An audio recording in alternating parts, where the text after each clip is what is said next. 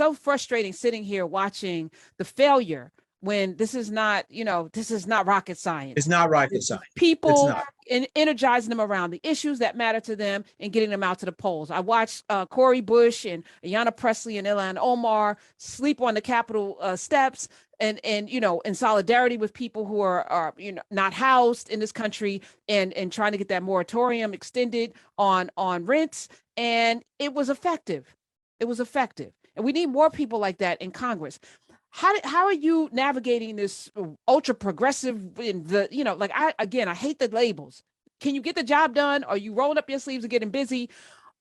How are you engaging with people like a Cori Bush, those types of folk who are running all over the country? How do they get some of this DNC money? Well, one, we don't fund candidates, so I want to let all right, folks know apologize. Sorry.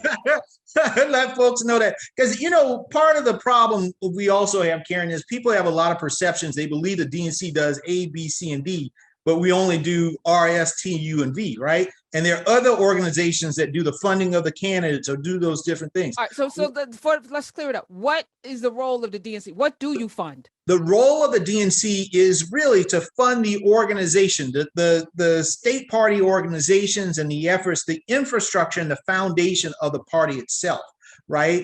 To help facilitate and organize, to be the connective tissue with the DCCC, which focuses on congressional candidates, and the DSCC, which focuses on Senate candidates, and the DGA, which focuses on governors, or the DLCC that focuses on the legislature. So we work with them and we build the infrastructure. So the database that they all utilize to figure out who's registered, who's not registered, the voter protection database that we have, that is what the DNC funds that all of these organizations utilize in order to reach out to voters and talk to those voters. But we don't fund on an individual basis, because I hear it from all the time. Well, the DNC didn't fund my candidate. Well, the DNC didn't fund any of your candidates. Or don't let the DNC give Joe Manchin my money. Well, the DNC ain't gonna give Joe Manchin money because he ain't giving me anybody else any money, right? That's not what we do as an organization. We work on state parties, and we work with those organizations to do their work. How can we help you do what you do better and also hold you accountable? Well, I think the big thing is this, Karen, and what I tell folks all the time is, we need you to stand up and speak out on all of these issues. Don't be silent. Don't be quiet. Let your elected officials understand what it is that your communities need. That's going to be really, really important, because I hear from a lot of folks, well, I wish they would do this and that. And it's like, well, have you called anybody? Have you written a letter? Have you said anything? Did you go to the last town hall that they had? No. Well, they can't. You have to understand, in politics, the squeaky wheel gets the grease. If you don't say anything, people are going to think, well, I guess you're all right. Right? I guess things are okay if there's nothing that you are concerned about that you are calling my office about. And so it's important for folks to stand up and be heard in that process. It's also important that we get people registered to vote. So you got friends and family members in your family that aren't registered to vote, because it does make a difference. Just take a look at some of the things that have happened over the past, things that we were able to pass just in the 6 months. Take, for instance, the child tax credit. Karen, you and I have talked about how I grew up. I remember this time, probably when I was in 5th grade, my mom had lost her job over the summer. She had found another job. School was starting that Wednesday, but she wasn't going to get her first paycheck till that Saturday. So what did that mean? The new school supplies, the new shoes, that Trapper Keeper that I want, I could not get for the first days of school. And I remember my mom coming in the room to tell me that, and she said, but baby, on Saturday, as soon as I get my check, we'll go to the store, we'll go to Rose's, because we have Rose's and Kmart, we go to Rose's and we'll get the stuff you want.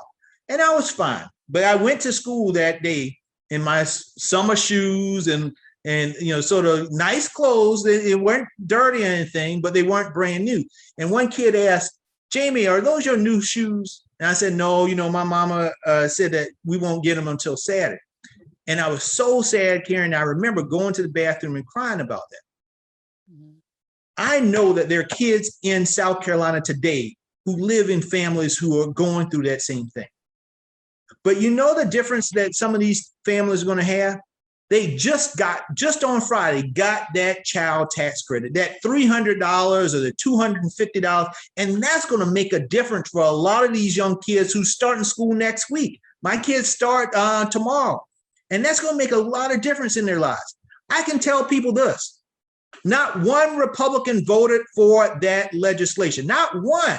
There are 535 members of Congress and not one Republican voted for it. That only happened because of Democrats. And so there are real world consequences for it, for what happens when you vote for people and how it can impact your family. And so that's what I tell people. Make sure you have your voice heard. Now, how you keep me accountable, folks? Listen, the thing that I'm going to work my heart out on, and anybody who knows me knows that I don't do anything, excuse my language, half-assed, because I can't afford to. Being a big black man from South Carolina, when the opportunity comes, you better take advantage of it. And so I'm doing this with all my heart because I understand that I don't want my sons to grow up in a world like my grandparents grew up in. I don't want your sons and daughters to grow up in a world like they grew up in. And so it's incumbent upon all of us to work our hearts out, to do what is necessary to make this the place that we want to raise our children up in. And so voting rights, I'm going to do everything I can on that. I have talked to the president and the vice president until I'm blue in the face about how personal this issue is for so many of us. This isn't just like infrastructure. It's not just like housing or anything. All those things are important, but this is personal, because it's a foundational right by which all other rights are built upon. And when that right is taken, everything else falls down. And so they understand that. And I know that they are working hard to make it happen behind the scenes. Sometimes, y'all, you ain't going to see everything out front, because some of these conversations happen, late night, people having their drinks and this and that, the wheeling and dealing to make it happen. But I can guarantee you, folks, conversations are happening. And we're going to do everything that we can to deliver for the American people, from voting rights to healthcare to jobs to housing, in every aspect. We've done some good things thus far. There's still a lot more work to be done. But I can tell you that I'm trying to do everything that I can. And if you see me sleeping, Karen, you let me know. Oh, I will. But, I was also going to say that the great thing about Jaime Harrison is that when you call him, he comes. He doesn't duck. He's not going to come and feed you a whole bunch of nonsense. He's going to tell it like it is. If you can't answer something, he's going to say he doesn't know. And I like that about you, because it's all, we don't have all the answers, but at least you show up, and you are, quite capable. Last question, and it's an unfair question, but I just need to understand some things. You're from South Carolina, born and bred, been there all your life. My daddy went to Allen, so I have a little South. My grandfather was from Somerville, spent some summers there. I need you to help me understand Tim Scott. I knew you were going there. Make it make sense, Jamie. Because listen, he could be president, and I think a whole lot of white folk will vote for. I know, but I think a whole lot of white folk voted for him in South Carolina. And I just needed to make sense. Is it just policies that is? I mean, listen, Tim has drank that Kool-Aid, and he believes everything he says. So I want folks to know that he's not being disingenuous. I mean, whatever is coming out of his mouth, he believes it to the core of who he is. And so the question is that, do you subscribe to that? If you don't subscribe to it, I mean, this is a guy who just voted against the infrastructure bill. Now, if you live in South Carolina, you know that there are potholes bigger than I am. You know that we worry about flooding and all this and that. You know that 35% of rural South Carolina doesn't have any broadband. But our senator just voted against an infrastructure bill that would have provided services for many of that. And so I don't understand it. I really don't. He's a nice guy when you talk to him. I mean, he's really pleasant and all that, smiling and all that. But in the end of the day, the smile and being nice ain't fixing my dirt road. It's not, addressing the fact that we've been under COVID for almost 2 years now. And, I'm supposed to educate my kids and I have no access to the Wi-Fi, right? And so this isn't about being nice, it's being effective and being able to deliver for your constituents. And sad to say, the brother hadn't delivered anything, at least not for the people that I know. they're gonna vote for him again, and he might end up being president because and I've said this, he's all the things that Trump is, minus the foul demeanor.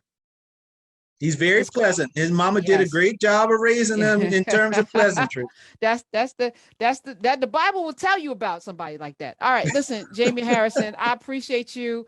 I really, really, I support you immensely. I want you to be successful, and we're going to keep talking. Well, and Karen, what I want to do is, at least, if not every month, every other month, I want to come on. I've already told my staff to make sure that happens, to reach out to your folks.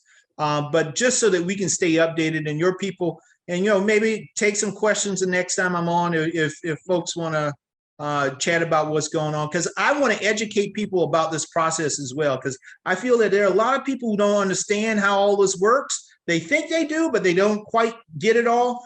And, as a former teacher, one of my jobs is always to try to make sure that people know and understand and know the questions to ask. I love it.